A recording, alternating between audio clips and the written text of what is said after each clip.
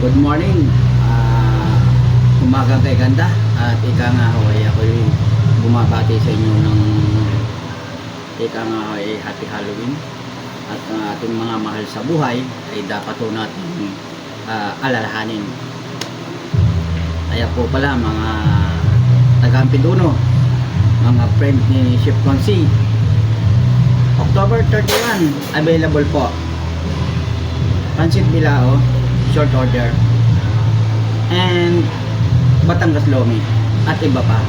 PM lang po kayo at mamaya po ay ilalagay ko sa aking post yung aking number para kung hindi nyo ako makontak sa Facebook ay yung number yung tatawagan nyo. At ako po ay 3 days na walang pasok kaya available po.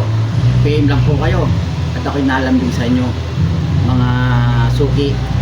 Nandiyan Panalangin po daw, pero online lang po. Dito po kayo mag-message sa Jerry M. Panalangin para naman po ay may extra income si Chef Consi at kailangan at ika nga ay ilang araw na walang pasok kaya ako'y lumalambing sa inyo at yung gusto kong mag-order ng short order na pansit bilao, food tray, team lang po kayo.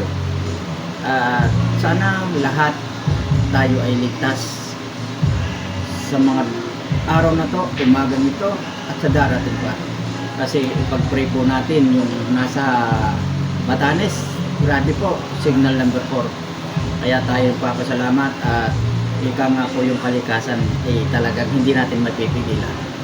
Kaya ang masasabi ko po, dito ko lang po may dadaan yung aking ika nga panawagan talaga sa aking online paluto. At sana suportahan nyo ako sa aking mga ginagawa sa Reels or sa YouTube ko and sa page ko. At kung kayo may okasyon, PM lang po kayo, Jerry M. Panalangin. Meron po akong pre-taste o food taste. Kung sakaling magustuhan yung lasa o yung food, okay lang. Kung hindi naman, salamat din. Yun po yung aking ika nga iginagaranti ko po sa inyo. Kaya magandang umaga sa ating lahat. Yun lang po. Talagang ika nga ho ay kailangan ho tayo ay sika, pagtiyaga at samahan natin ng prayer. Ano po mga kaibigan ko sa Ampiduno, San Mateo Rizal o kahit man sa Karatig Bayan, Karatig Barangay o ano ha, talagang ika nga ay 3 days na walang pasok si Chef Consi, kailangan nung may extra income. Yun lang po at pasensya na ho kayo sa aking mga order. Okay. Magandang umaga ho at may umdag na.